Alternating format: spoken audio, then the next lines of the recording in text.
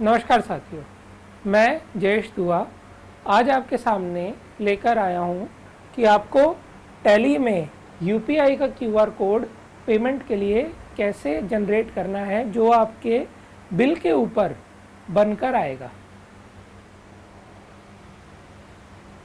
सबसे पहले आपको ये चीज़ ध्यान रखनी है कि जो आपका टैली है वो आपका अपडेटेड हो। आज की डेट में जो नया टैली का रिलीज़ चल रहा है वो 6.1 6.2 चल रहा है, तो उस पर आपका टैली होना चाहिए।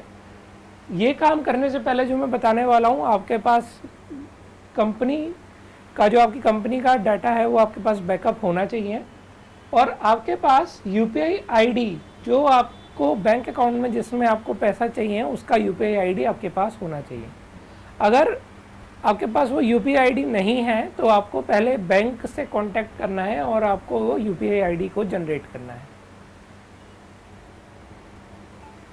आइए अब हम देखते हैं टैली में अब आपको कैसे बनाना है। टैली में मैं ओपन कर लेता हूँ। ये मैंने कंपनी ओपन कर ली। यहाँ पर मेरे को सबसे पहले कंपनी पे क्लिक करना है, F11 पर जाना है। यहाँ पर ये ऑप्शन दिया गया है enable payment request to share payment link और क्यूआर कोड।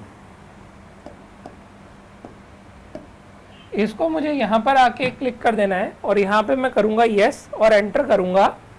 तो जैसे ही मैं एंटर करूँगा यहाँ पे मेरे पास ये डिटेल मेरे से ये पूछेगा। यहाँ पर जो नेम है, यहाँ पर मुझे अपनी कंपनी का डालना है नाम, यहाँ पे यूपीआई लेना है, यहाँ पे मुझे जो मेरा यूपीआई आईडी मिला है मेरे को वो सिलेक्ट करना है, और यहाँ पर मेरे को अगेन कंपनी का नाम मेरे को यहाँ पे डालना है। जब मैं इतनी सेटिंग सेव कर दूंगा तो नीचे यहाँ पे एक्सेप्ट का बटन दिया गया है, मैं उसको तो प्रेस करूँगा और यहाँ पर मेरे सामने ये वाली स्क्रीन दोबारा ओपन होगी। मैं इसको भी यहाँ से एक्सेप्ट करूँगा। जब मैं इतना कर लूँगा तो मेरी जो प्राइमरी कॉन्फ़िगरेशन है कंपनी की, मेरी अब वो हो चुकी है। अब मेरे को अपना बिल पे सिर्फ क्यूआर कोड मुझे प्रिंट करना है। उसके लिए मेरे को क्या करना है, ये वाला स्टेप मैं कोई नया बिल है उस पर भी कर सकता हूँ, या कोई मेरे पास पुराना बिल है उस पर भी कर सकता हूँ। तो मैं पुराने वाले बिल पे आपको करके दिखा देता हूँ। तो मैं यहाँ पे सीधा जाता हूँ गोटू पे, गोटू में लिखता हूँ सेल्स रजिस्टर, लिख के मैं एंटर करता हूँ। ये मैंने अप्रैल में ये मैंने बिल बना रखे हैं, ये मैंने 2 बिल बना रखे हैं। मैं इस पे आके एंटर करता हूँ। यहाँ पर मेरे को मिलेगा exchange, generate payment link QR code current. यहाँ पे मुझे वो अमाउंट डालनी है जिस अमाउंट का मुझे क्यूआर कोड मुझे जनरेट करना है। यहाँ पे जो मैं अमाउंट डालूंगा उतनी अमाउंट का मेरा क्यूआर कोड जनरेट होगा। मतलब जब यूज़र उसको स्कैन करेगा तो उसके पास अमाउंट टू पे में उतनी अमाउंट लिखी हुई आएगी। यहाँ मैंने उसको एक्सेप्ट कर दिया। एक्सेप्ट करते ही मेरे को ये यहाँ पर दिखाएगा QR code is generated successfully. इसका मतलब इस बिल का क्यूआर कोड मेरा जनरेट हो गया है। मैं यहाँ पे एंटर करूँगा और अब मैं इस बिल को प्रिंट करूँगा। इसको मैं जूम करके देखूँगा तो नीचे देखिए ये मेरा जो क्यूआर कोड है ये मेरे पास बनकर यहाँ पर आ गया है। अब अगर मैं ये चाहता हूँ कि जैसे ही मैं बिल बनाऊँ ऑटोमेटिकली ये क्यूआर कोड मेरे को बन जाए, तो उसके लिए जो सेटिंग है वो मेरे वाउचर टाइप पे दी गई है। तो मैं यहाँ से एस्केप करूँगा, एस्केप करूँगा, एस्केप करूँगा, अगेन एस्केप करूँगा और वापस मैं अपने गेटवे ऑफ टैली पर मैं आऊँगा। यहाँ पे मुझे जाना है ऑल्टर में, वाउचर टाइप में, और यहाँ मुझे लेना है सेल्स। अगर यहाँ पर आपने कोई जीएसटी इनवॉइस बनाया हुआ है या कोई और बनाया हुआ है तो आपको वो सिलेक्ट करना है। सिलेक्ट करने के बाद यहाँ पर अगर आप देखेंगे तो यहाँ पे एक ऑप्शन दिया गया है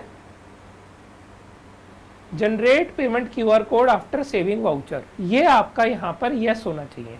ये क्या करेगा, जैसे ही आप बिल बनाओगे, जो मैंने स्टेप किया था एक्सचेंज वाला उसको ये बाईपास कर देगा। जैसे ही सेव करोगे ऑटोमेटिकली टैली पूछ लेगा कि क्या आपको इसका क्यूआर कोड बनाना है। जैसे ही आप यस करोगे उसका क्यूआर कोड टैली जनरेट कर देगा। आइए एक बार हम करके देखते हैं कैसे होगा। यहाँ पे मैं यहाँ से बाहर निकल जाता हूँ एस्केप करके, क्योंकि ये मेरा ऑलरेडी यस है।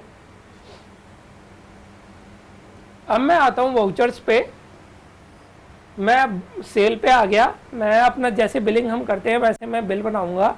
मैं डेट डालूंगा, पार्टी का जो नाम है वो सिलेक्ट करूंगा।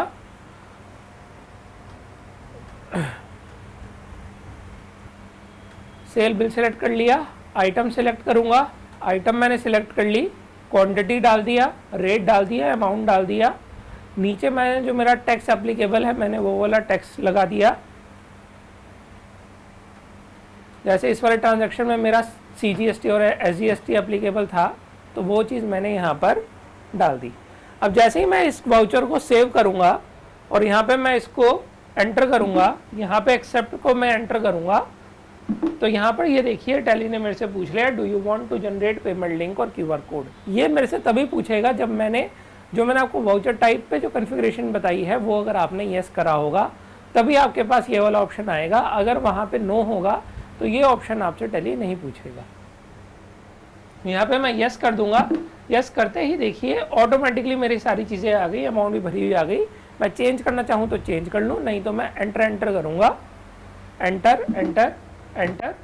और यहाँ पे मुझे वही सेम मैसेज आ गया कि मेरा QR कोड जो है मेरा जनरेट हो चुका है।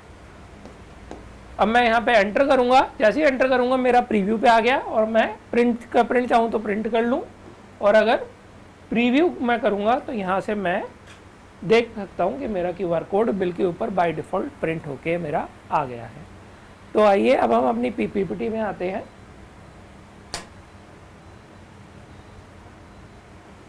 तो कॉमन मिस्टेक्स, आपको ये काम बिना डाटा का बैकअप लिए नहीं करना। दूसरा, आपको QR कोड वेरीफाई, एक जैसे मैंने जब सेटिंग कर दी थी F11 पे, मैंने पहले सेल बिल पे जाके चेक कर लिया कि मेरा QR कोड आ रहा है, फिर मैंने वाउचर टाइप पे जाके सेटिंग करी है। उस तरीके से अगर आप चलेंगे तो आपको पता होगा कि आपकी गलती कहाँ पर हो रही है, अगर किसी भी स्टेप में आपका वो काम नहीं होता तो।